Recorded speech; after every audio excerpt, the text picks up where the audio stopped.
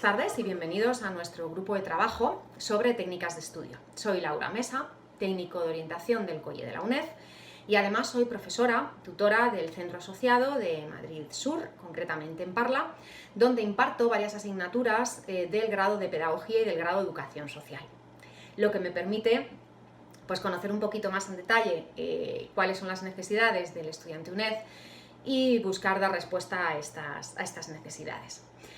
Concretamente, el tema de las técnicas de estudio lo vamos a estructurar en 4 bloques de contenido que los vamos a ir trabajando a lo largo de estas 4 semanas, y hoy me gustaría centrarme en un principio de por qué son importantes estas técnicas de estudio y después hablar de la lectura, del subrayado y de las anotaciones al margen.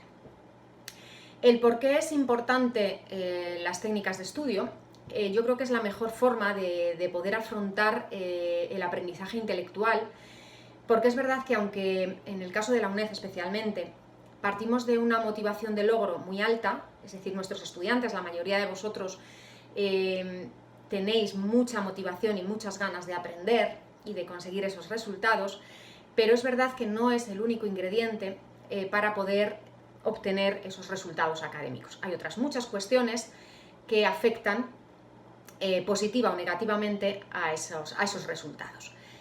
Concretamente, las técnicas de estudio pueden ser un elemento que nos puede permitir o que nos puede ayudar a mejorar. Y además nos puede permitir organizar de la mejor forma posible nuestros objetivos a corto, a medio o a largo plazo. Lo que sí es importante deciros es que las técnicas de estudio que vamos a trabajar ni son igualmente válidas para todos vosotros y además no son igualmente válidas para todas las modalidades de examen. Ya iremos viendo, iré anotando, iré haciendo como matices, según vayamos viendo cada una de las técnicas de estudio, cuáles pueden ser más interesantes dependiendo de la modalidad de examen. Además de esto, me parece muy importante empezar diciendo que el punto 1 o la primera clave del éxito es hacer una buena planificación del curso. Nosotros desde el COIE insistimos muchísimo en este punto, es más, cuando hacemos esas orientaciones previas al principio del curso y venís estudiantes a matricularos con algunas ideas que no tenéis del todo claras, insistimos mucho en esta planificación, porque además la ventaja que tiene el estudiante UNED es que desde el minuto 1 cuenta con un calendario de exámenes, cuenta con unas guías de las asignaturas donde se recogen las fechas de entrega de trabajos, de evaluación continua, los temas que componen cada uno de las asignaturas, y de esta manera nos permite hacer desde el minuto 1 una planificación de cada uno de los cuatrimestres de una forma muy realista. Para eso hemos elaborado una plantilla que tenéis disponible en nuestra página del COIE, que os puede servir de ayuda, y aunque está organizada y estructurada fundamentalmente para estudiantes UNED, dependiendo de nuestro calendario, igualmente la podéis adaptar todos los estudiantes que vengáis de fuera y os puedan servir a modo de ejemplo de cómo ayudarnos en esta planificación. Además de esto, me gustaría también que tomarais nota a los estudiantes UNED para que miréis algunos enlaces, sobre todo de cómo conocer y utilizar el Campus UNED y todos los cursos virtuales, y además también un vídeo que se elaboró, que es sencillo, corto, pero interesante, sobre cómo se estudia en la UNED. Dicho esto, que serían como los elementos más importantes de partida para mí, si os parece vamos a empezar de lleno con lo que sería la lectura. La lectura es el paso previo o la forma general que vamos a tener para entrar en contacto con un tema en concreto. A menos, por supuesto, que lo hayan suplido, como puede ocurrir en algún equipo docente, por algún material o medios audiovisuales, que en este caso supliría esa función. ¿Cómo voy a poner en práctica esta lectura? A grandes rasgos, la lectura la podemos distinguir en varios momentos. El primero de ellos, vamos a reconocer determinadas palabras. Al reconocer esas palabras, entendemos las ideas básicas del texto. Importante el punto 3, contrastamos esa idea del autor con la nuestra, es decir, la hacemos nuestra, y por último, evaluamos lo leído. Es importante decir que estos 2 puntos últimos, tanto el de contrastar la idea del autor con la nuestra como evaluar lo leído, hacen referencia a esa lectura comprensiva y que es tan relevante o tan importante cuando hablamos del aprendizaje significativo. Visto la lectura, me interesa muchísimo que entendamos lo que sería la comprensión lectora y que a través del SQ3R, que es un método clásico para ayudar a lograr, a mejorar esa comprensión, hagamos algunos ejemplos prácticos o lo pongamos en práctica cuando intentemos coger cualquier texto. ¿En qué consiste este modelo o este método clásico SQ3R? Vamos a ver cada una de las fases. La primera fase que nos permite llegar a esa comprensión lectora es el examinar el texto, es decir, lograr una visión general de conjunto de lo que estamos leyendo. Ese examen, a priori, debe ser rápido, no nos tenemos que detener en detalles concretos, sino plantear o buscar lo que serían las ideas generales del texto. Una vez que hemos examinado, hemos hecho ese primer examen previo, pasaríamos en segundo lugar a preguntarnos. Aquí es muy importante saber qué es lo que se espera de ese texto, hacernos preguntas constantemente que favorezcan ese aprendizaje. Por tanto, le damos un significado especial para nosotros en aquello que estamos leyendo. Además de preguntarnos, hacer nuestro ese texto, pasamos a la lectura de forma activa. Es decir, de esta manera intentamos comprender todo lo que estamos leyendo y esta comprensión nos permite, en el mejor de los casos, obtener ese recuerdo. Esto significa fijarse muy bien en aquellos términos que son importantes dentro del texto o términos que a lo mejor son nuevos, que no conocemos y a lo mejor es interesante recurrir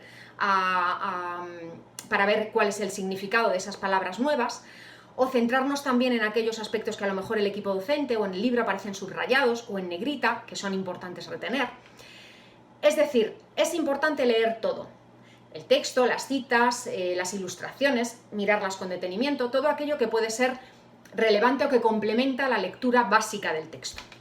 Una vez que hemos leído, vendría el siguiente apartado, que es la repetición. Hay un 50% de la lectura que hemos hecho anteriormente que nada más concluirla, se nos ha olvidado.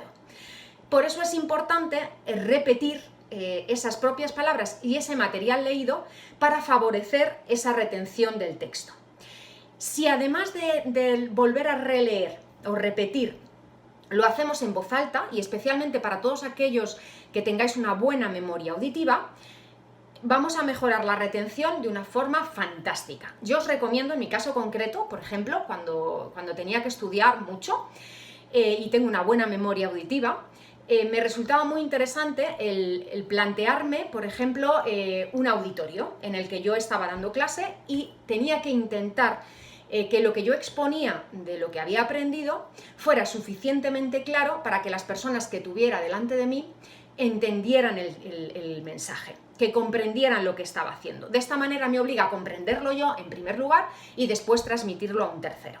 Os recomiendo que lo hagáis porque a mí desde luego me ha dado muy buenos resultados y además también desarrolla una competencia lingüística interesante, que es cómo voy a utilizar o cuáles son las mejores palabras o las mejores formas, las mejores técnicas que me permiten expresar lo aprendido y que los demás lo capten de una manera interesante, de una manera significativa. Os animo a hacerlo. Y una vez hemos repetido, si lo hacemos en voz alta, como hemos dicho, vendría el repaso. Es decir, comprobar que todo lo que hemos ido repitiendo y leyendo se ha asimilado. Y es necesario pues releer y aprovechar esas notas, esos esquemas, si hemos hecho resúmenes. Ahí va a depender mucho también un poco de vuestras necesidades, de aquello que os resulte interesante para poder retener. Hay gente que, por ejemplo, hablábamos de la memoria auditiva, pero hay gente que tiene mucha memoria visual y a lo mejor pues el elaborar esos mapas conceptuales o esos esquemas le permite a retener la información mejor. Además de todo esto que hemos visto que favorece esa comprensión lectora, queremos resaltar también la importancia de esa lectura crítica. Es decir, esa lectura crítica cuando nosotros lo hacemos nuestra, de entender todo lo que hemos leído, porque esa comprensión nos va a permitir recordar la información muchísimo mejor. Después de esa comprensión lectora, me interesa pasar a otro concepto que sería esa velocidad lectora. La velocidad lectora es interesante, pero insisto, lo más importante es lo que hemos visto previamente, que es la comprensión del texto. Sin una buena comprensión del texto, la velocidad lectora sirve de más bien poco. Entonces tendremos que ser capaces de compaginar los dos aspectos. Por un lado, la comprensión lectora de lo leído y además también el ser suficientemente rápidos para que nos dé tiempo a poder obtener los mejores resultados. Porque está claro que hay gente que le pasa, que le ocurre, que tiene una velocidad lectora lenta y no le permite llegar a tiempo para poder estudiar todo el material que el equipo docente había planteado. Entonces es interesante el hacer, si ocurre este caso, pues es interesante hacer ejercicios de velocidad lectora que podremos ir trabajando en los grupos de trabajo para reforzar este aspecto, pero como digo siempre, insistiendo mucho en que paso previo sería la comprensión del texto. Además de esto, hemos hablado también antes de lo importante que era el repaso o la relectura, porque es como volver a leer todo el contenido que ya hemos estudiado, volverlo a releerlo. ¿Y por qué es efectivo? Porque cuanto más revises todos esos apuntes o hagas esa lectura, más fácil va a ser el poder retener ese contenido. Es la técnica más conocida entre el alumnado y entre los docentes. No con esto queremos decir que sea ni muchísimo menos la más eficaz.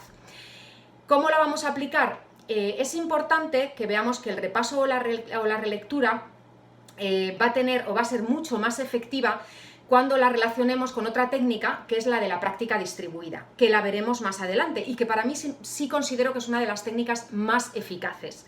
Y es cómo podemos ir distribuyendo el material de estudio para que tampoco nos sobrecargue o nos resulte algo como ya hastío. O sea, no tenemos que conseguir esto, sino que tenemos que conseguir que esa motivación de partida del logro que teníamos se vaya aumentando poquito a poco. Entonces, es interesante que cuando hagamos estas revisiones o estas relecturas, dejemos un margen como de barbecho, de dejar reposar todo el conocimiento que habíamos comprendido y adquirido, y a lo mejor al día siguiente o a los 2 días, pues volver a repasar o hacer una relectura de este texto. Eso es una recomendación que también hago, que suele resultar bastante eficaz. Una vez visto la primera parte de lectura, que hemos dicho que es como el primer enganche con la asignatura, vamos a ver en qué puede ser importante o consideraciones a tener en cuenta en el subrayado y en las anotaciones al margen. Tanto el subrayado como las anotaciones nos van a ayudar a destacar toda la información que para nosotros es realmente relevante de lo que nosotros vamos leyendo. Esto nos permite después poder estructurar esa información o sintetizarla y elaborar después pues, esos mapas conceptuales o esos esquemas o esos resúmenes que a muchos de vosotros os pueden resultar eficaces. La utilidad, bueno, pues porque nos permite remarcar aspectos que están a veces implícitos en el contenido y que nosotros de una manera lo hacemos absolutamente explícito, es decir, que lo ponemos de una manera mucho más evidente. Hay algunas consideraciones que para mí es importante tener claras en el tema del subrayado, que como hemos dicho, el subrayado nos permite destacar esas partes más importantes del texto.